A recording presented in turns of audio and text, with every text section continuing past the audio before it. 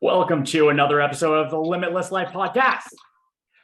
I am your host, Kyle Smith. And if you have not done so, hit that subscribe button so that you never miss another podcast. And if you love this podcast and want some more tips and tricks on how to improve yourself, go ahead and subscribe to my YouTube channel, The Dapper Dude. There are a ton of instructional videos there. You can find the links below. However, my friends, my brothers and sisters, for today, my guest is the one, the only Raj Dhillon. Raj, welcome to the show, my man. Thanks, Kyle. Your energy is like amazing this morning. Dude, it's part and parcel of the people I get to speak with. So, my man, I think the best way to kind of start a podcast is asking the question of how is it that what you do impacts the lives of others? I disagree. I don't think it's the best way to start a podcast, but it's okay. Nice. Let's proceed.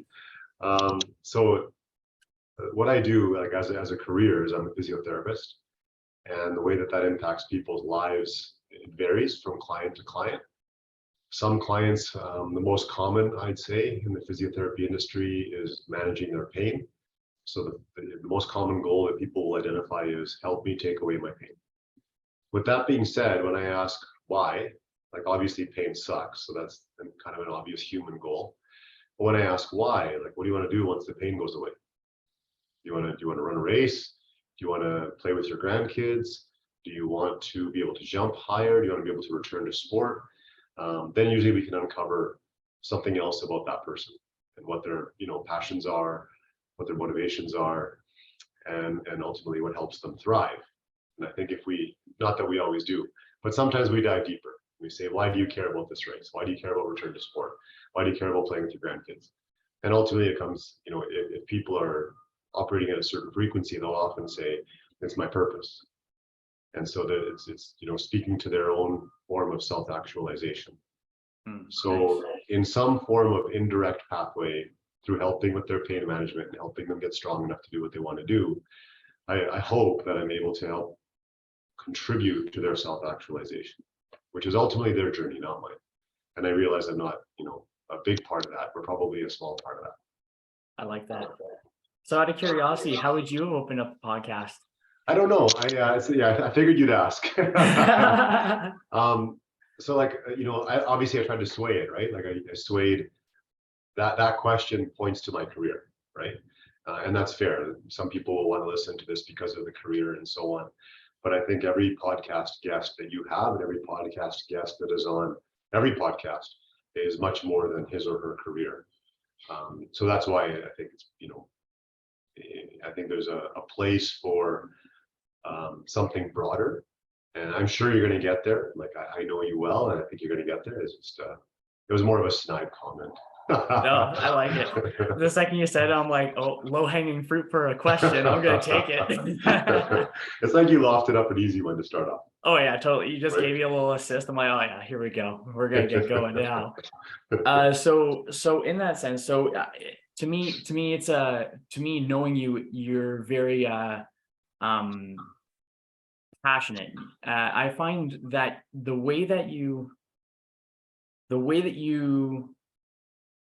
interact with the world around you is very purposeful. I find you to be very intentional, and it's just in seeing what you do. I don't think you would ever would you describe yourself as purposeful, intentional? Yeah, those are perfect words. Very, very appropriate.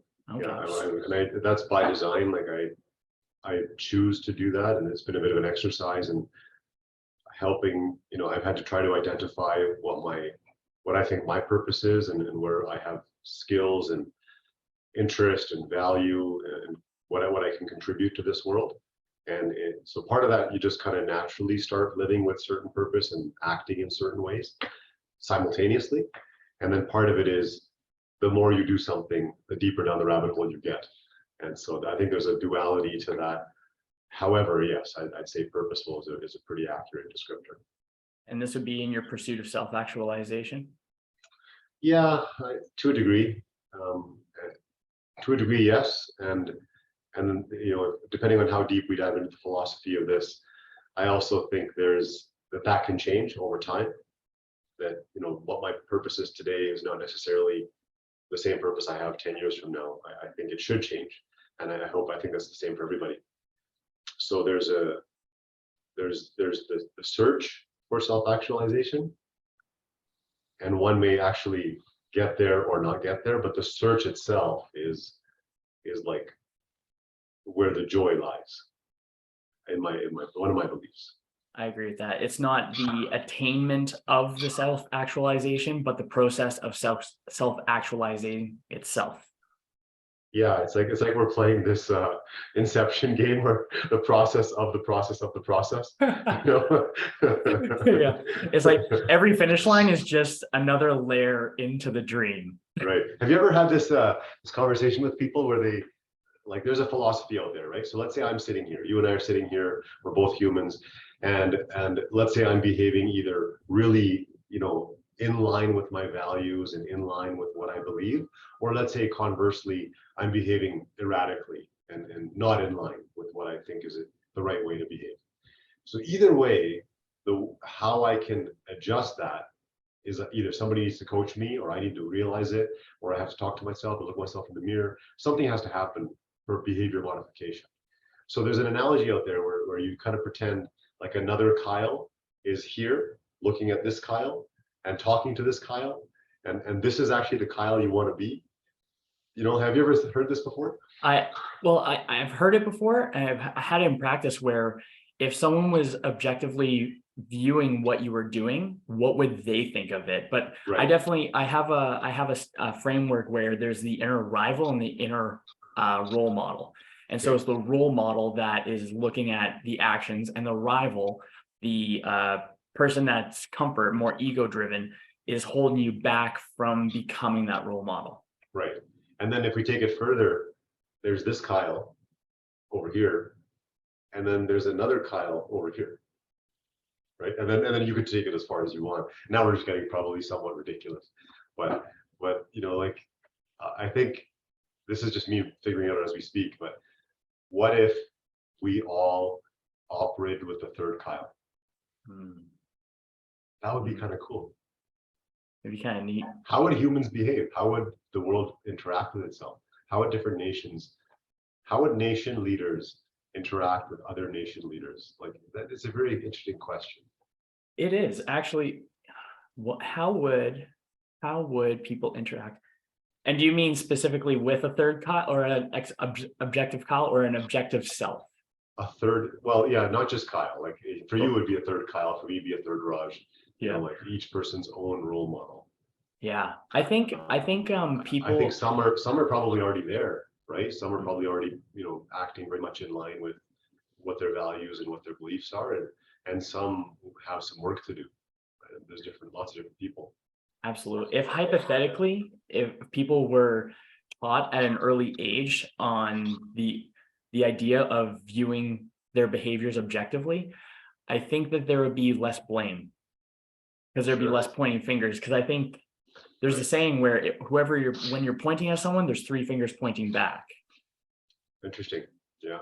And so I think there would be less blame, because there would be more incentive to resolve our own problems, because we all behave better when someone else is watching, when people are on camera, when people are in, like, thinking of, that's where anxiety comes from. Or some anxiety comes from is when people are thinking about what other people are thinking about, rather than what do I think about me, and then seeing it from that perspective. Then I think the most important person to gain trust with is yourself.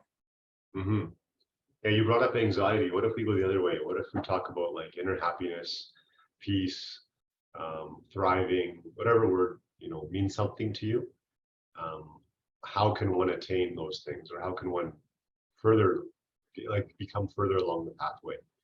And it probably is listening to that third Kyle and getting reps in, getting a lot of practice, asking yourself. And I think that's probably does occur to a degree in meditation. It occurs to a degree when you journal, right? Like, journaling is an exercise where you're writing to yourself and nobody else. You can reflect on it, you can review. People that are experienced and that practice that skill will be further along in listening to that third Kyle and behaving more in that way. Do you have a particular journal practice that works that way? I actually don't journal, to be honest. Lots of people in my world do, and I respect that about them. I've never made it a habit. I mean, I have done it the odd time, but no, there's nothing consistent, nothing regular in a written form. Nothing in a written form. There is certainly like a reflection process that I go through, and it's not formalized. There's no like rules to it. There's no manual. I'm a pretty reflective practicer, and I do that internally, do it mentally. Nice. I think that journaling, when you think it, ink it, when you go pen to paper, it's just I think of it as like the training wheels to self-reflection, like internal self-reflection. Because when you can get your thoughts down, then you just go into the mind after that point sometimes. Yeah, I can see it being a gateway for sure. Yeah. It also is an accountability practice. Like, for some people, they need to have the check mark. Like I've actually journaled purposefully on Sunday before the week starts. And this is one of my habits that keeps me accountable over the course of time. And it keeps them on the right path, whatever they define that path to be, keeps them on that path. Nice. Where do you find your purpose, your fulfillment, your joy? Depends on what layer we're asking about. So at the human layer, like I have three big foci. It's my family. So I'm a husband, I'm a son, I'm a brother, I'm a father, I'm a cousin, many of those things. So family is one of the foci. Number two, or whatever sequence, number two and three are my career and fitness and health. So career-wise, I'm a physiotherapist, I'm a practice owner, and fitness-wise, I just love like health and a lot of things that go into that. And those could be eating habits, hydration, sleep, exercise, sports, pursuits that are slightly outside of one's comfort zone, encouraging others. You and I had a couple lists together. Those were PR style days. Yeah, they were. Those are nice. There's a place for those. Yeah. So three things that kind of at the human level that bring me a lot of joy. There's obviously like things that go into that: espresso, sunshine, music. These are all the things that kind of make me happy. And from a larger, like maybe a higher place, I'd say what brings me happiness is like we're only on this planet for a certain number of years. So I really appreciate being present and trying to be present as much as possible. And by being present, what I mean is enjoying the act of being present, the practice of it, but then also whatever's around you. Like there's an optimist and a pessimist within each of us. So, for example, if you and I are having this podcast, I get to enjoy whatever this podcast brings, whatever manifests through this conversation. There will be an energy to that.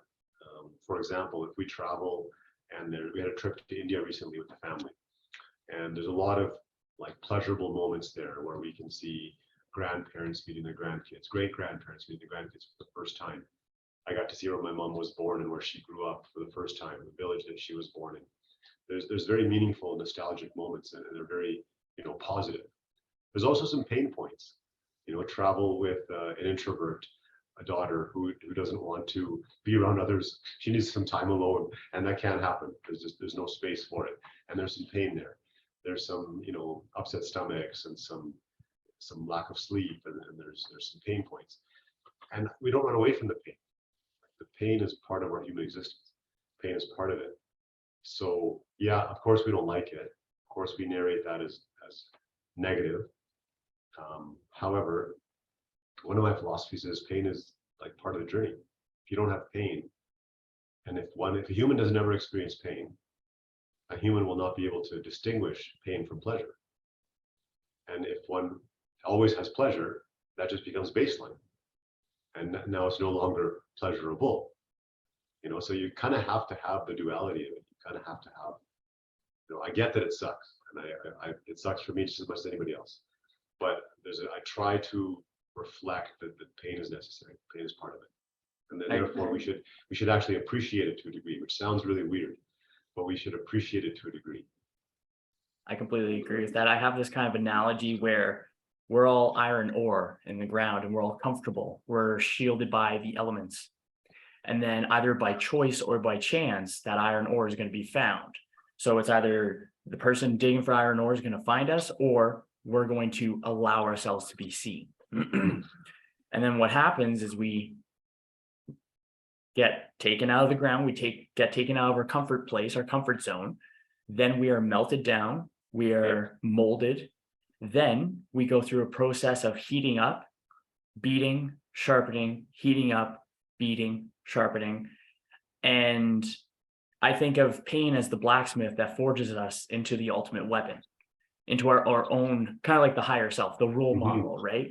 So without that pain, without that difficulty, without the turbulence, without that shakeup of our comfort, we never get the opportunity to fulfill what we are capable of as a weapon of sorts. Did you just take the hypertrophy stimulus adaptation analogy and put it to your spirituality? Yeah, I think I kind of did, man. Nicely done, Kyle. Thank you, my friend. So, oh yeah, what was your trip to India? You went on a trip to India and you were helping out some folks. No, you're getting two trips combined there. Gotcha. So I'll break them down. We'll talk about them. One of the trips was earlier this year. I've gone on this trip before. It's a medical mission to Ecuador. Quito is the capital of Ecuador. So it's in South America. The genetics and the lifestyle of young people in Quito, Ecuador is such that they're often like the babies are carried in backpacks on typically mothers' backs when they're doing farming, and their hips are then put into this externally rotated position, and they're not weight bearing as often, and as a result of that, the hip development isn't as strong and as load bearing as it needs to be, and they develop a condition called hip dysplasia. So hip dysplasia has a higher incidence in Ecuador than in many other parts of the world. And as a result, these people often need surgical correction.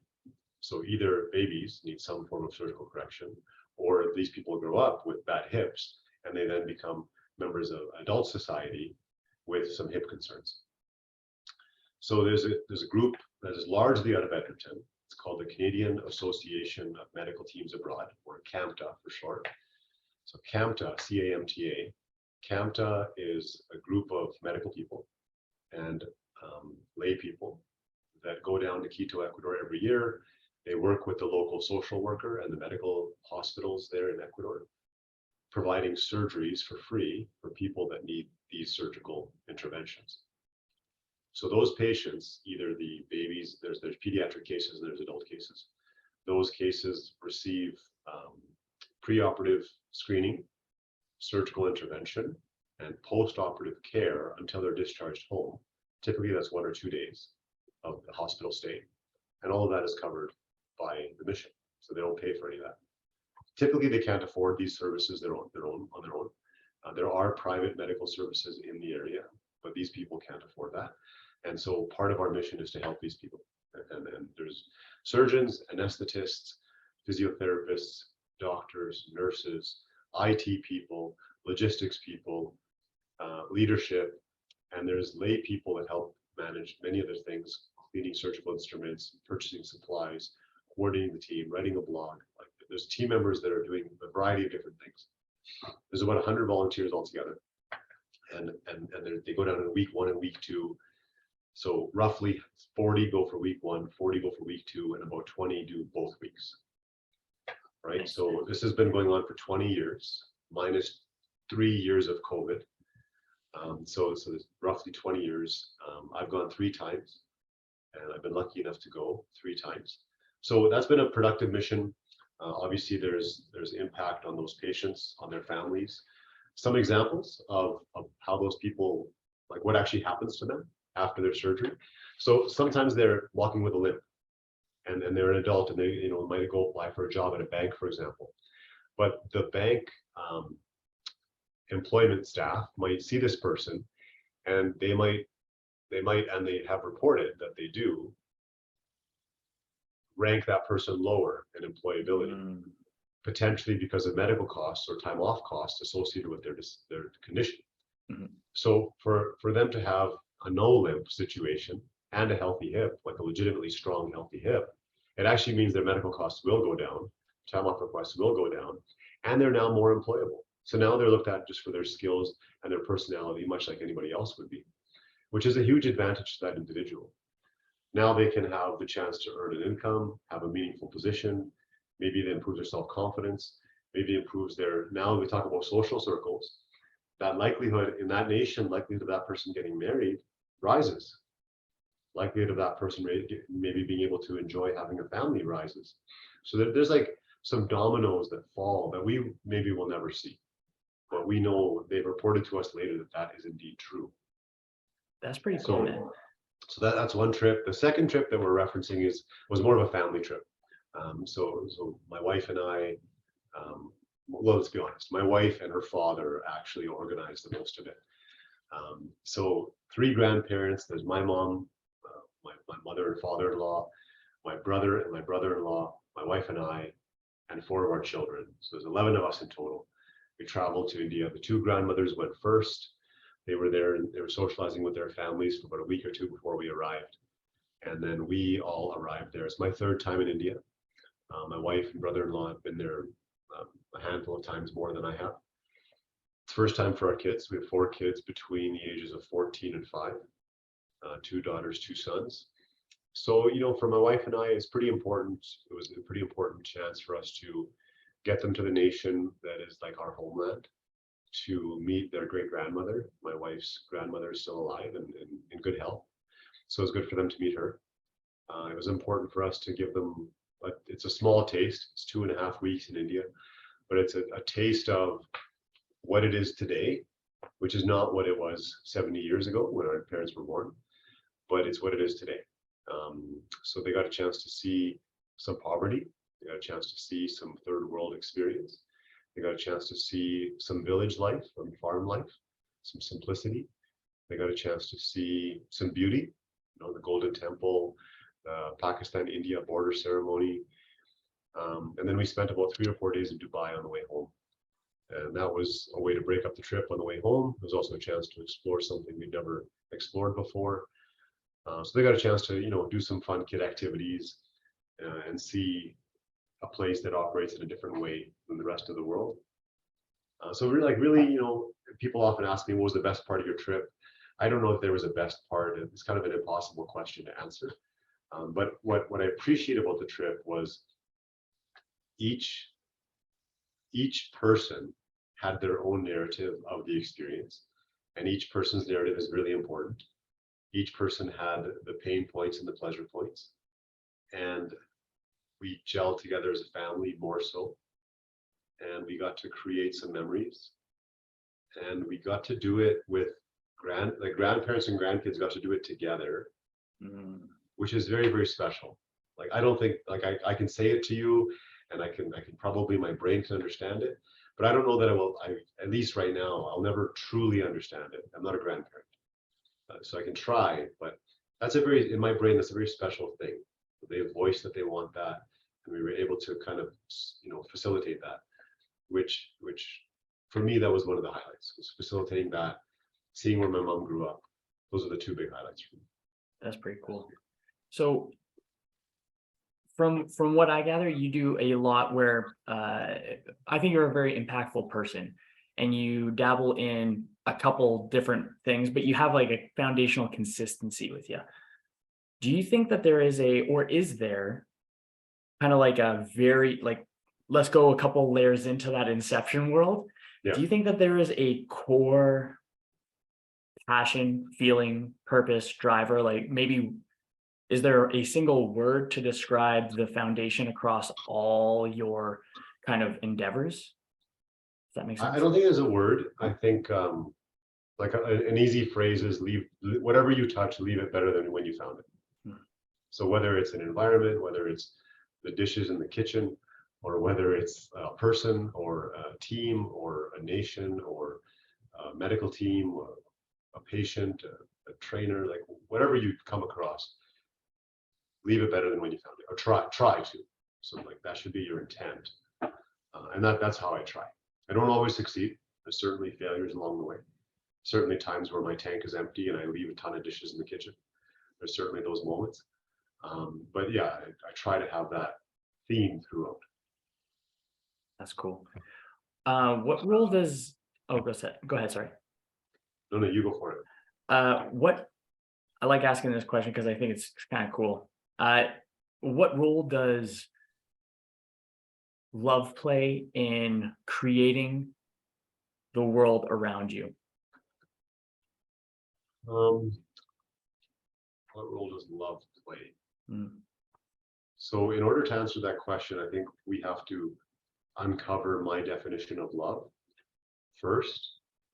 So my definition of love is overarching care and desire to do what's best for something else that is outside of myself. Which so it might be a person, it might be an animal, a pet, it might be a team, whatever it is, but it's overarching care for what's best for that other entity. So your question is, what role does love play in the creating the world around me? Sometimes it means kicking someone in the ass.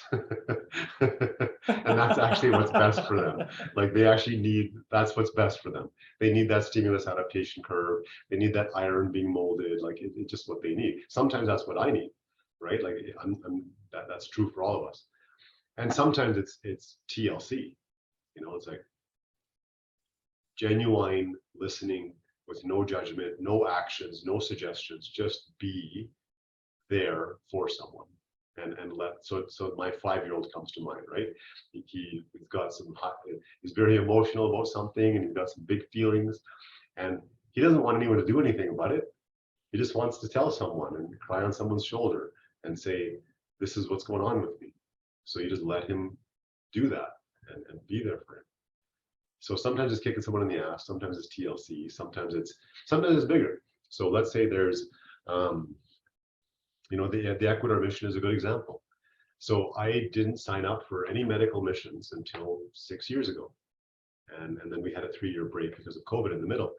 But what prompted me signing up for something like that was a period of time where I started to feel like I'm doing a lot of good. I feel like I'm doing a lot of good, but there's something missing. And I was trying to uncover what was missing. So is it, I just couldn't figure it out. It took me a while to do this exercise of trying to figure it out. And what I identified was I wanted to do something over and above what I was currently doing. And I didn't want money to be attached to it. I wanted it to be not for money. I wanted it to be for something else. And so for me, that's an example of sharing love. And that's one way that I express it and one way that I do it. And so do the rest of the volunteers. And so do all the donors. There's a whole bunch of people that help me fundraise that actually make this happen. So they're all sharing love, right? These are all different ways of sharing love. So I know I'm kind of going on a bit of a tangent here, but your question is, how does love shape the world around me? I try to have it in every aspect. And I don't always succeed, but I try. So I think love and genuine care contribute if that's one of the thoughts at the forefront. I like that. I like that. What's kind of the now? Yeah, I got a couple. There's a couple of questions popped up on that one. Okay, so with that, let's go with. Okay, yeah. So I know the impact that you have on me, just even with chatting with you. It's just, it's a good energy. It's a good vibe. Every time I've ever chatted with you, it's always been fantastic. So it's always had a good and positive impact on me. Good. And is that impact or that impression, like that impression that you want to practice, is that a active process or is it passive? Are you actively trying to go for it? It's both. Cool. There was a period of time, like really young, high school age, where it needed to be really active. It needed to be really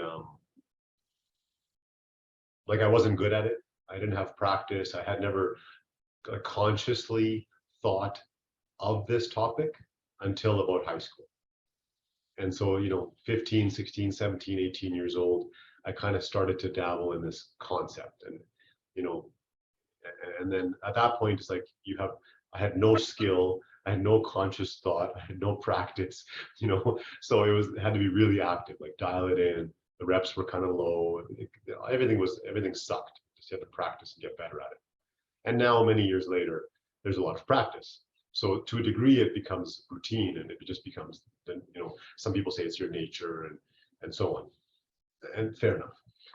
But no, like it still has to be active to a degree. It's like when you deadlift, if it's heavy, you have to still actively recruit your lats and recruit your core and recruit your quads and everything else. Although some of it is routine, right? And just like if you ride a bike, you just might take it for granted, you just jump on and go. But when you hit a bump or when you hit a turn or a ball comes across in front of you, you got to be active. So there's moments of it. So that's kind of the logical answer. But I'll build on it. So why is it active still? Let me tell you. So the reason it's still active is because it's important to me, right? Like it's very, very important to me, and therefore it's on my mind, and therefore the actions I try to have them match that. So that everything's in alignment with, there's congruency. Yeah, like value structures and actions and inner thoughts. When they're aligned, I'm more at peace. And when they're not aligned, I feel some inner turmoil. Would you say generally when people are out of alignment, that's where they feel the most angst? Or I can't speak for everybody. I don't know. I think that's probably a contributor. Like, okay, it works for me. So I don't know if it works for everybody. So for those that are around me, if they ask for advice, this is usually my advice, right? Have things lined up a little more because it works for me. But sometimes that, like, there's people out there for sure that's not the strategy. Some people, they need like a different tool, and that's okay. And they, but again, I would suggest, so let's say somebody loves doing 7 things at once, right? And their brains work that way. That's where they thrive. A lot of stimulus and a lot of different energies, some short-term, some long-term, different age groups, and they just love this party in their brain. And therefore they create a party in their life. And they have a lot of actions going on in their life. That's okay, but that's what it aligns for them, right? Their value structures are bringing community together. Everyone welcome. Their actions and inner thoughts are a lot of things going on all at once. And then their behavior matches. So those 3 things line up, and that person's lifestyle is very different than mine, but they are aligning in thought, action, and value structure. So I do think it fits. It's like the tactic can work, but it's the subjective variability that people reflect on. Like, how can I implement this, rather than I can't implement that because I work off of 7 things and not 1 thing. Fair play. Yeah. Oh, that's pretty cool, man. So what were you like before this active? Honestly, I would just describe you as awesomeness. I think awesomeness is a nice descriptor. But so as a child, I was more into, well, I think I was frenetic. I mean, I don't know. I'm just describing how my mom described me. So she says that when I would get on the bus as a 4-year-old, I would talk to everybody on the bus. And that was what I did. So to a degree, maybe it's nature. Maybe it's just like who that kid was. But then when I got to school, I was actually very shy. I was shy through elementary school, shy through junior high, pretty quiet, certainly not extroverted behavior, and small groups of friends, not large groups of friends. Self-confidence was either low or in the middle, certainly not high. Yeah, so that's a very different picture than that 4-year-old talking to everybody on the bus, right? It's a different picture. And then by about grade 9, 14, 15 years old, I started to become more confident and have larger groups of friends, and it kind of evolved through high school, and then things went a little bit smoother after that. Yeah, so I don't know what caused those things or what contributed to those things, but that's how it went. Nice. And then I'd say there was a period of time where, let's go decades. Let's go decades here. So in the 20s, the early 20s were like collegiate years, university years. I would say they were pretty average collegiate years. There's some sports in there. There was some partying in there. There's some school in there. Some great friendships forged in that stage, and a lot of like experimentation and figuring out what I value, what I don't. Late 20s, I got married and started a new chapter of my life, a very important chapter, and I appreciate that very much. So in my 30s, we had all the kids. So it's like parenting. It's a clear cut, like from the age of 30 to the age of 40, we had kids. And so first kid was born at 30, last kid was born at, first kid born at 30, last kid born at 40. So like obviously all the stuff that comes with that, late nights, you give up all your partying behaviors, you become different lifestyle. The friends without kids don't want to hang out with you anymore, and those things happen, and you start developing different friendships. And then in that window, like the iron analogy you brought up, I mean, parenting and having kids was that uprooting of the iron and helping remold the iron. So my wife and I were both remolded, right? And now we're in our 40s, and now we have children that are, 2 of them are teenagers and 2 of them are in elementary school. And I don't know how to define it yet. I think I won't know how until later. Oh, that's pretty cool. Yeah. Nice. That's pretty cool. I don't want to ask you that question because, yeah, you know what? No, you kind of already said it in that one. What would be, this one I think would be kind of a cool one because you're a very introspective fella and you're reflective. So what are some things, or what is one thing or 2 things that society generally as a whole really cares for, but you have zero care for? Or has value in, but you have no value in? Well, okay, I'll be a little bit less extreme, but I think getting to your point here. So at least, okay, let's talk about North America, because I think the society you're referencing is where we live, in Edmonton, which is, so North American society was going to be different in different parts of the world, I'm sure. Of course. So in North American society, so I don't watch the news. Same. Like for many years, I have not watched the news. I don't tune in. I found it actually was causing like negative thoughts. It was always bad news. I actually think they should call it bad news. Like when you tune in CTV or global, bad news, that's what they should call it, because 90% of it is bad news. Now, I have to give them credit. There are some good news moments where they say, this organization is doing a charitable event for this group, and there are some moments, but I'd say the vast majority is death, fire, politicians getting angry with each other, poor Alberta healthcare. Like, it's always bad news. So I don't care. At the same time, when I say the words "I don't care," it implies apathy, which is not true. I actually do care a lot, but I don't care to watch the news, is what I'm getting at. I care about doing something about it. So like, I don't want to complain and vent and then not do anything about it. So if I'm going to complain to you, let's say you and I have a conversation, I'm like, Kyle, I really don't like this thing about healthcare. I wouldn't do that unless I'm prepared to actually take some action. Smallest action would be write to my MLA, and a larger action would be actually get involved in something more meaningful. So yeah, so like the I don't care is like I don't care about watching the news. That's an example. I like that. Another example is like, I think in 14 years, so my eldest daughter is 14, I think I've bought her a gift, on birthday gift, Christmas gift, like the stereotypical North American gift giving days. Maybe I've done it 3 or 4 times. Right? It's like on the birthday and on the Christmas and on the, blah, blah, blah. That societal meaning, I don't attach to her life. Now, she does get a ton of Christmas gifts and a ton of birthday gifts. She gets them from a lot of other people in her family.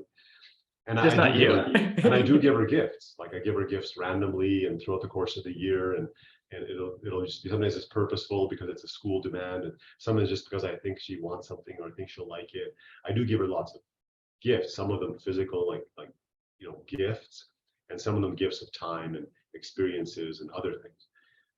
So it's not that I'm, in my belief, it's not that I'm underfilling her tank, but I'm not ascribing to this thing, this salespeople have told me I've got to buy her this thing on Christmas, so I'm going to buy her this thing on Christmas. I don't do that, but my wife does, and other people do, and she gets lots of Christmas gifts. So that's an example of something I don't prioritize very much. That's pretty cool. Is there? Let's go to a different part. Let's go recently. We were in India recently. Okay. So I know you want to segue, but give me a second. No. So in India, the whole country doesn't care about time. They don't care. They don't care about time. Nobody in the nation cares about time. Not a single individual cares about time. So Indian Standard Time is a real thing. We would get up in the morning and we would start saying to the family, okay, let's get going. Meaning, let's get in the car at about 8:30 a.m. We'd say, let's get going at 8:30 a.m. Guess what time we actually got in the car? 11:30. Very close. So 3 hours of this fake news. Let's get going. There's no one believing it. People are saying, let's get going, and then going to take a nap. Okay, let's get going, and then turning on a movie. Like this is, I'm not giving you fake examples. These are real examples. Let's get going and then go take a nap. Let's get going and start the movie on the TV. Let's get going. This is fake news. People don't care about time. And there's like an argument to be made for, maybe that's why there's no middle class, because people don't care about time and industry and economics, and like you have to care about those things in order to push industry. That's a fair challenge. That may be true, maybe false, but it's a fair challenge at least. Maybe there's some argument to be made, that's beautiful. It's so simple and peaceful, and there's less stress. And there's an argument to be made for that too. So I was on vacation. I got lucky. I get to live in this beautiful vacation lifestyle of nobody cares about time. It's quite peaceful. But I think there would be a struggle for most of us to live in a nation and work in a nation where nobody cares about time. It'd be a different switch we'd have to turn on in our brains. That's interesting. So would you? Okay, when I hear that, I think to myself, what I would have to adjust, and I would have to adjust the intensity of my action taken on the day. Actually, this is kind of the way that I can kind of think of it is when Kendra and I went to Amsterdam. Amsterdam's really freaking chill, man. Yeah. And I did not realize it, or I didn't realize my pace, because my pace is the same here, there, wherever. Yeah. And we were going. And I'm basically like ragging Kendra, and she's like, why are you walking so fast? Look around you. Nobody else is walking as fast as you. And we did take a break and then looked around. I'm like, holy shit. And then I had to remind myself every once in a while. It's like, whoa, calm yourself down, man. Yeah. Would it be kind of like that? Yeah, well, yeah, very much. So I'll give you a milder analogy. Even in Edmonton, when I live here and I go through my days, a lot of the days are similar to yours. A lot of energy. You kind of get used to walking at a certain pace, being productive, having what we call productivity. It's like on our mind, right? The best use of our time is a common phrase that exists. So there's days here over the last 3 or 4 years where I've tried to coach myself to just operate 20% slower. And I don't try to like turn off. I just operate 20% slower. And I don't succeed all the time, but I'm trying this thing. So that was an example. It's like a training wheel analogy. But yeah, going to India or Amsterdam, I mean, you're on vacation. So let me ask you this. How many days did it take for you to actually feel like you weren't consciously turning your brain off? How many days did it take before it was like you woke up and you were kind of in Amsterdam mode? When we first went on that trip, because it was a little bit long one, it was probably for sure 3 days, possibly 4. Right. So your psychological deload was 4 days. Yeah, psychological That's deload was okay. 4 days. I would say that's pretty common, at least for the people that I speak with and interact with. That's common from what I hear. And it's similar for me. We go to a resort in Mexico, the first 3 or 4 days, I'm still using old mental habits and my typical mental habits. And then, there's a natural point in time where things kind of change. That's so Okay, let me ask you this. When you came back, did you struggle to get back into your Edmonton routine, or did it happen like this? When I came back, I tried to, kind of similar to what you were saying about performing 20% less, not 100% lower, but like just 20% of my regular. So now, I learned that went away, and I'm bringing that back here. Yeah. I found that I've been a lot more cognitively clear, just because I feel less, I've provided myself more grace on a day-to-day basis by decreasing that 20%. Right. And then what I found is that the quality of my work increased. You got it. My productivity increased, and then my stress levels were decreased. I bet your creativity increased. Oh, yeah, absolutely, man. Because you weren't redlining every day. Well done. Right. Well done. That's right. I was actually going to say, what kind of observations do you have from decreasing that 20 or lowering that 20% intensity? Yeah, the same things, like peace of mind. I'm a better human being. At first I felt guilty. Like the first thought was, whoa, how dare you reduce 20%, like energy level? How dare you do that? So there was like an inner like friction point for sure. And it took a while. But I did the experiment, and I feel like, being a better human being is a win. And then you get the other stuff, right? The creativity, the productivity, the things that you actually want. This is actually the pathway. One of my friends uses the phrase, the fastest way to get somewhere is a little bit slower. Something to that effect. So this is just another example of using that mantra or that mentality to get where you want to go with some grace. That's a good word to use, with some forgiveness, and actually like harness the other parts of your brain that are operating in the background. It's like you have 75 windows that are open. It's okay to close 10 of them, because now the other 65 can work more efficiently. It's okay. That is a great, I'm going to put that one in my back pocket and use that one for later. That was a great analogy. I think it's interesting where I find we're at the top of the hour too.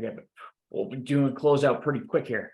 But I find with what I found with that resistance is that there was so much unnecessary pressure I was putting on myself to perform at the RPM like 100 redlining, where I just realized, whoa, there's like, and I think it's just everyone wants to go to things really fast. Everything's just done. And I really like the quote. It was slow is smooth and smooth is fast. Yeah. And I prefer smooth, and I always forecast for like significantly longer into the future. Yeah. And it's so much less stress, man. And I think because we're not spending so much time and trying to get things done as fast as possible in the future, it brings us more back to what we were saying before about being more present in the moment, because we're not in a rush to get out of the experience. Absolutely. You don't have to answer this, but I would predict that your relationships also got better. So whether it's romantic relationship with your clients, relationship with yourself, whatever whatever they are, I bet they all were higher quality as a result. 100%. Beautiful. 100%. So that in itself is already the biggest win possible. Absolutely.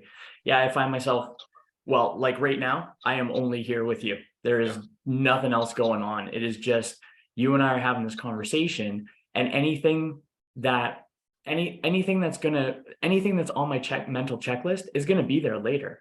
But Sure. right now is the most important point in time. You got it. That's cool, man. Absolutely. Well, my friend, we are at the top of the hour, and I don't want to take up too much of your time. I want to make sure that you get to some stuff. Is there anything that you want to comment on that I did not ask you a question on? No, man, it's a great conversation. Thank you. Hopefully it's the first of a few. And yeah, I appreciate your time and your energy today. Oh man, I'm very grateful for having you on after 4 months of getting there. Woo! Yeah, we got here, my man. So happy. Next time it's going to be in person. I'm working towards the in person for sure. Okay. So I got two questions to finish up the podcast, and then we do a nice little closeout. But the first question, my friend, it is the end of your days. You are on your deathbed. Nothing content-wise exists. It is only what you say on your deathbed that gets passed on. What is the piece of advice, or what is the knowledge that you want to share in that moment? Who am I sharing it with? Your loved ones. Let's say, how many, you said 11 family members, something like that, and then you can add in some extra if you wish. Okay, so given the group of people that I'm talking to, they all have different needs. So maybe I have a few messages. Okay, go for it. Number one is be brave. So like live your life with bravery. Number two is give grace to yourself. Some of those people are hard on themselves, so give grace to yourself.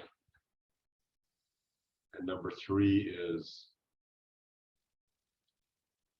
continue to build those around you with love. Nice. Dude, yeah, that's some good ones. So for the final question of the day, let's say the highest version of Raj is sitting next to you right now. He's going to impart some wisdom upon you. What wisdom would the best you, the best Raj, what you define as the best Raj, what would that Raj give you for advice for this season of your life? So I want to be transparent with the guests, any audience members that are watching this. Kyle, he preempted me with this question about an hour ago, and gave me an hour to let it contemplate in the background. I don't know that I'm any further along in my answer than I was an hour ago. So, and that's okay. So that already tells me that this is a question I need to spend some time with. And so after today, I thank you, because this is a question I'm planning to spend some time with, and I want to play with this. I think it'll be a very fruitful exercise. However, you asked me a question and I'll try to answer it. So the best version of myself taught me today improve my current season of life.